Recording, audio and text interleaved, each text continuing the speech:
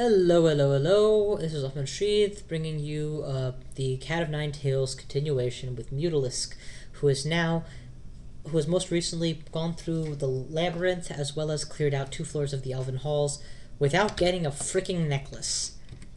Oh, and did I mention also going through the entire Orcish Mines? At any rate, all of that behind me, I have a choice as to where to go next, and my plan is to continue in the dungeon. I don't want to do the snake pit without magic resistance, and I still haven't found the I still haven't found the bumblebee hive, or the hive, I guess it's called. So those are still things that are outstanding for me to take care of.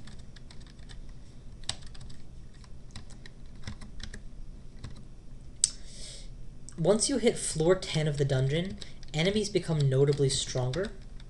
So I am already like mentally prepared for that kind of to deal with that as it comes up. Oh, won't you know it? It's a Hydra.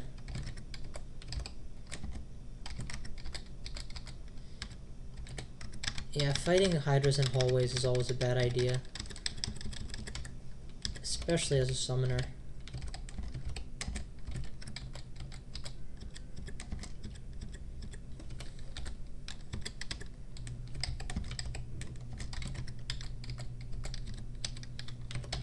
There we go. Much better. Once he's on the run, he's a lot less scary. Much better. Now he's dead. That one Hydra on this floor has cost me so much time, energy, effort, and scrolls.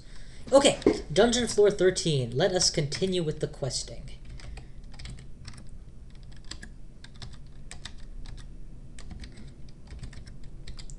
That's a big-ass slime.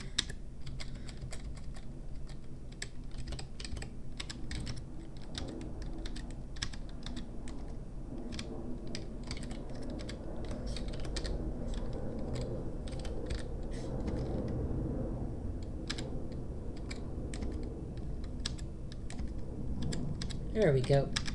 Spending a lot of my time just walking around, making sure to avoid enemies. Let my summons do the work. That's what they're paid for. Oh wait, they're not paid! I'm like Scrooge the cat. Alright, anywho. This is the doorway to the hive. Now, I could easily face off against the creatures in the hive with just my spells here and my summons, and even though I don't have poison resistance, as long as I have 1 potion of healing, which I do, I should be in good shape. But I'm not gonna do that. That's too easy. No, no, no, no, no. I have a much more evil idea. So, let's look over the spells and see which ones I need or don't need. I've already made up my mind to get rid of shadow creatures, so let's figure out which book that one is in so that I can get rid of it. That would be... This may take a while. Ah, there we go. It's in the Book of Dreams. Well, guess what, Book of Dreams? Say goodbye to your dreams. That should free up enough spell levels for me to memorize... Ignite Poison. Now, I'm not saying this is a necessary move. It's absolutely not. But everything in the beehive is susceptible to poison. And really, it gives me a certain level of perverse pleasure to say, burn to cinders! Miscast. Burn to cinders!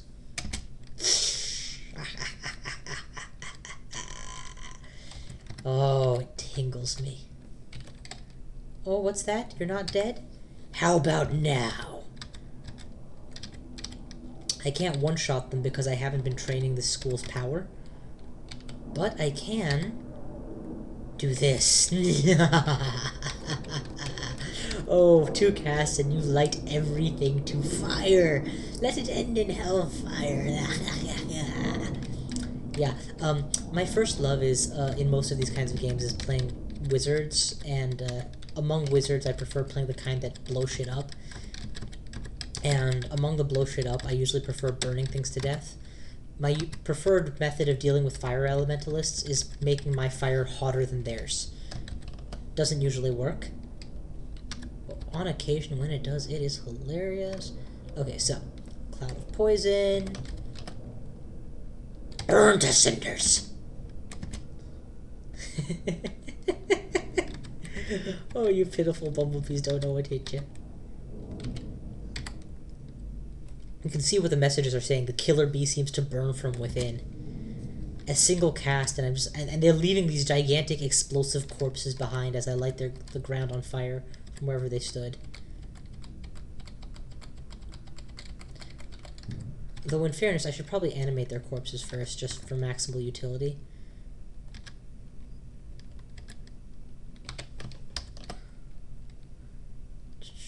Ignite poison.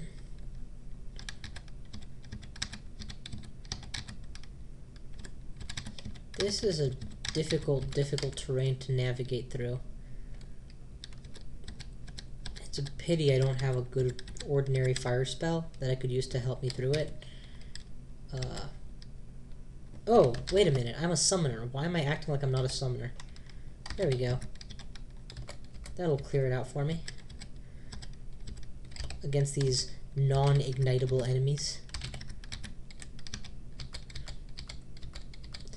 And ice beasts are not affected by water because I guess in theory they float. In practice, it's mostly because it's a fun effect, so yeah. Why get in the way of that? Okay, back on solid ground, but I can't retreat, so I need to be very careful not to get swarmed. And they need to be very careful not to make me mad, because if they make me mad, burn to cinders!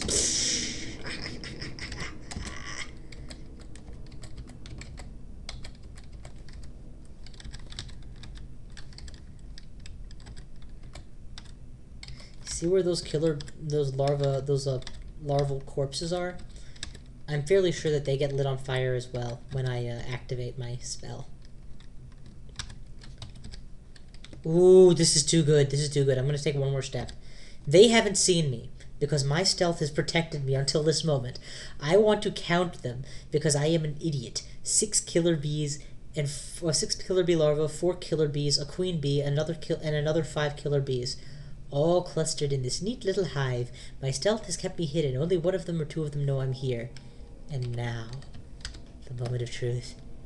Burn, baby, burn! Oh, that was too beautiful. There's like 4 pages worth of messages, and they all die. And the ones who don't will wish they had. Their corpses light on fire. This is too cool. Mephitic cloud, burn! And they all die horribly.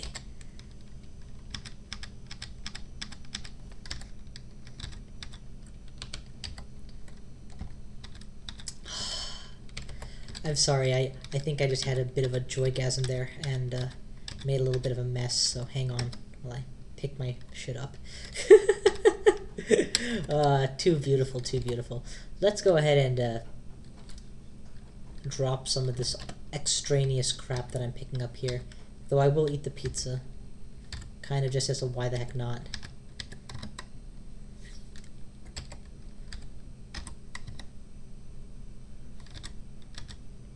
The reason I'm keeping these royal jellies on hand, at least some of them, I'm not going to keep them all obviously, that's a lot of weight, is that royal jellies also act as a restore abilities, I believe. So I can effectively use them to counter the intelligence drain that I should let you guys know I'm spamming ignite poison here.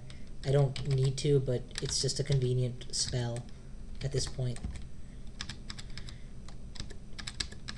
Yeah, so that there's a temporary intelligence drain associated with my high-level summon abomination spell, but I can use my royal jellies to counter that effect in a pinch, or I can just wait it out. So I want to have both options open. So carrying at least a few royal jellies around makes sense.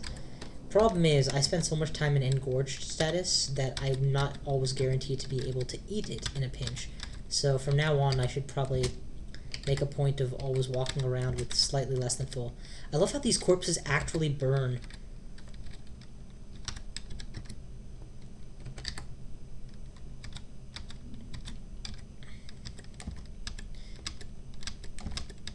Alright, I'm just retreating because I can't see much and I don't have full mana. So, let's get into a nice open area first before I start really trying to do stuff.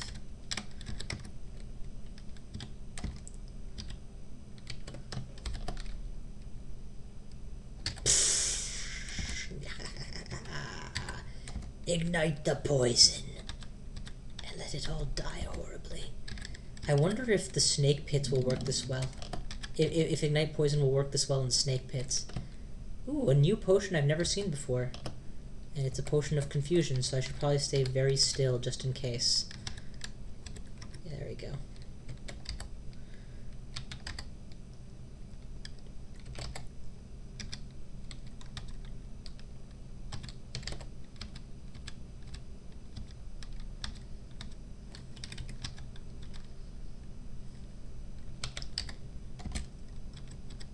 Okay, that's about enough blasting shit for now.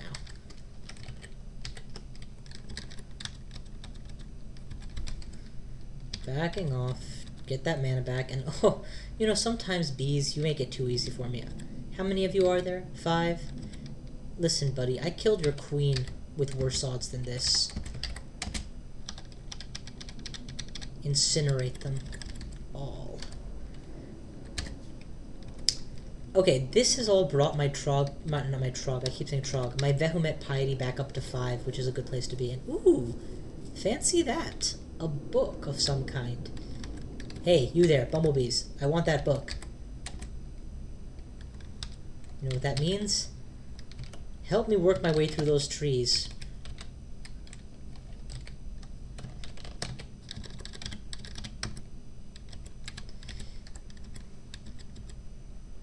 All of this smoke provides good cover for them.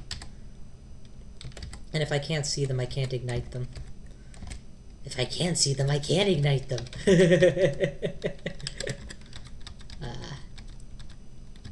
Yeah. So the flavor text on Ignite Poison is that it's a transmutation spell. It literally converts poison into fire. And I can't actually reach that without levitation. And I have multiple potions of levitation. I also believe I have a ring of the same.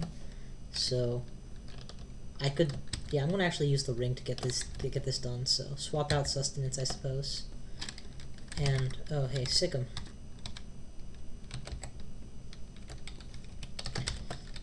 Evoke levitation, you feel buoyant, cross the river, and oh god, there's a lot of stuff here. I am glad I took the time. Of which I really only can use the... well, no, I can use all of it. I have to wait out the levitation at this point, I believe. Yeah. Oh no, I can stop it at will. Stop it. Take everything. And levitate back.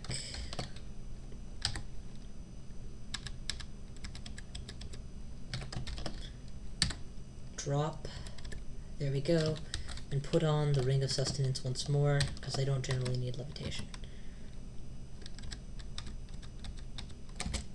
Burn!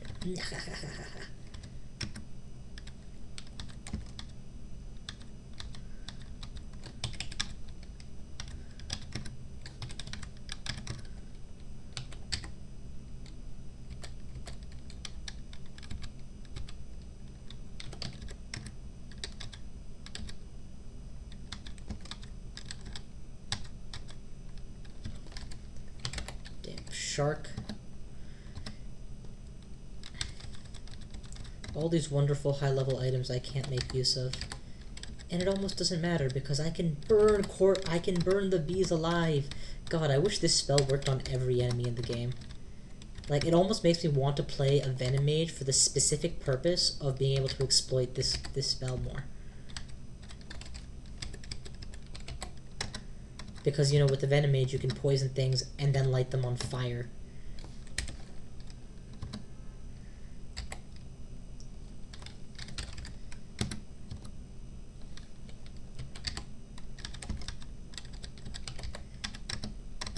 Okay, clearing out the majority of this beehive now. At this point, I'm just doing it for completion's sake. That sucks. I just walked into a shark. In order to get out of this, if I step away, I'm worried that the shark will be faster and get a second bite. If I blink, though, and I blink to this side of him, I'm in trouble. If I blink to this side of him, I'm fine. So, do I have an extra blink scroll? I do. Let's just, better safe than sorry. Let's blink over to here.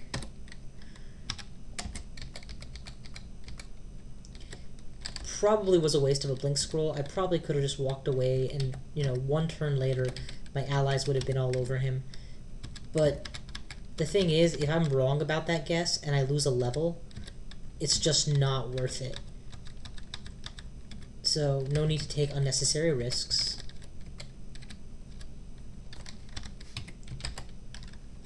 And now the shark is my zombie.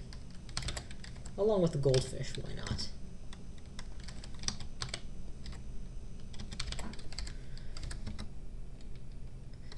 Although the next enemy I'm able to eat, I should probably eat.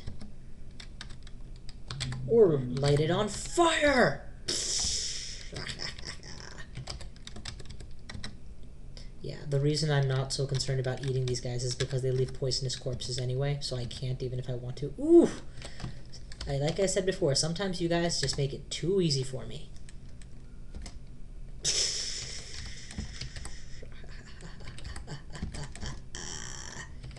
Burn alive! The fire on the water sends scalding steam steering through the air as the bumblebees feel themselves burning out from the inside, turn into pillars of fire by the whim of a random-ass cat. Meow.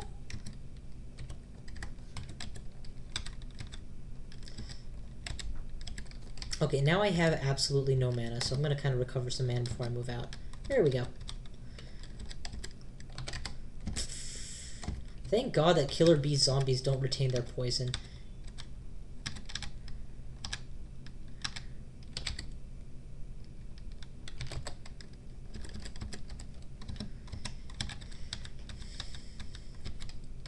Yeah, so if I had to say what the correct way to clear the hive is, I mean, generally I would say you want to be able to do it and pick up all the, be able to get lots of corpses for your use, or if you have poison resistance, you can eat a lot of the bees and then focus on preserving all of the perma food. But if I had to say that that's what I would always do, nah. The hive is an easy sub-branch. Use it to stock up extra piety for whatever deity it is you've chosen to worship that game, and then just have fun with it. And that's exactly what we're doing. I will say this, even though I haven't had any superior luck in terms of getting good items this time, the fun factor of this is more than made up for the dullness of last run. Okay, I'm in trouble. Again. I'm going to heal first, and then try to mephitic my way out of trouble, I guess. Yeah, that's decent.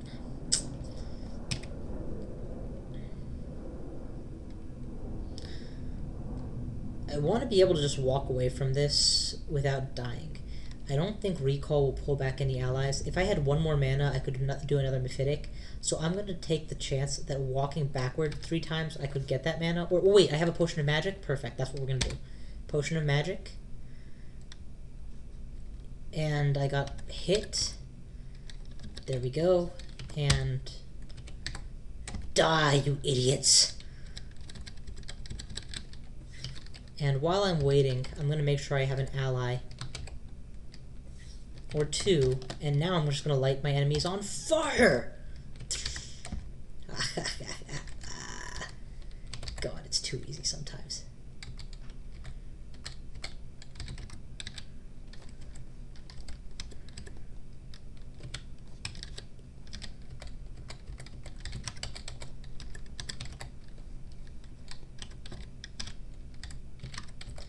Definitely using my allies at this point because I don't have poison resist, and I would be loath to use up another blinking scroll just because I'm having too much fun and not paying attention.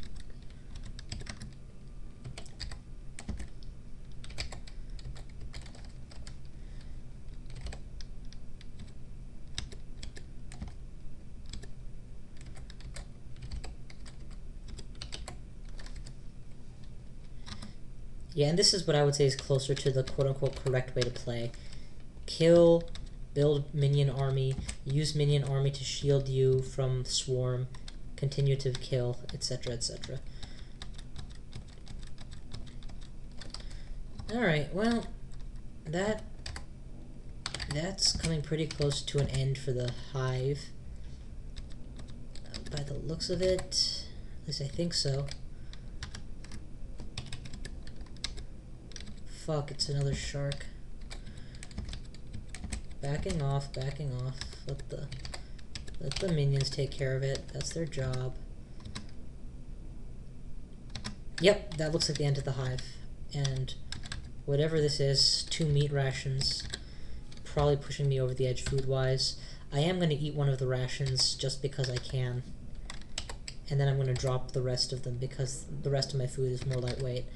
And you know what? I got 2 new unidentified scrolls, so I'm actually going to identify the scrolls because at this stage of the game, excuse me, there shouldn't be a whole lot of leftover scrolls, so they are all either very dangerous or very powerful. This is the new book. It's a second copy of the same book I already have, so I can use it to forget a spell later on. And okay, that's the end of the hive. Just 1 or 2 small legs of it left, and all the bulk of the enemies is done. I'm really glad you guys got to see this. I have a hunch that when I rewatch this vid before I post it up, this is going to be one of my absolute favorites. That one moment where it's like, I walk in, and thanks to my Felid level of stealth, nobody knows I'm there yet, and boom, we decide to kill him. You know what? To hell with you. I don't think that gets the shark when he's underwater. That sucks. 9 fire clouds above him and he can't see me. Okay, we finally got a new piece of jewelry, and it's a ring. Int +3, MP +9. I will definitely wear that. That is a good ring. Thank God. It's about bloody time. Okay. Bonus to MP is huge. I can probably drop my Ring of Wizardry at some point because... Well, actually, let me take a look at how good I do without it. Removing my Ring of Wizardry. Ignite Poison is no longer decent cast ability, which is acceptable because it's not a serious spell for me. And Summon Horrible Things drops to very good, which is not as acceptable. I am still naturally hungerless thanks to the intelligence bonus on all of my spells, except, of course, the Summon Horrible Things. You know, overall, I would say that without the Ring of Wizardry, I do just fine. So when I come up with something good to replace it with, I will. But until then, using it boosts even my level 8 spell and Ignite Poison to acceptably high levels. So, we'll keep it on. And power-wise, I guess Wizardry doesn't affect power, so never mind. Okay, that clears out the hive, so let's... Oh, crap, there's another arm, isn't there? Let's go ahead and finish the very last arm, just to be completionists, like a whore. That finishes out the hive. I guess I can do the up staircases, which will get to the disconnected upstairs segments, but I'll do that in the next vid. I still got a few more minutes. I guess I'll finish it up while I'm still here. Which means... more Ignite Poison!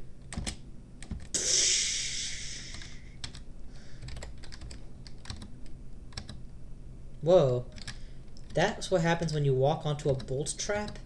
Yeah, okay, so traps are probably going to be the thing that end my run here, because I'm spending no energy countering them whatsoever.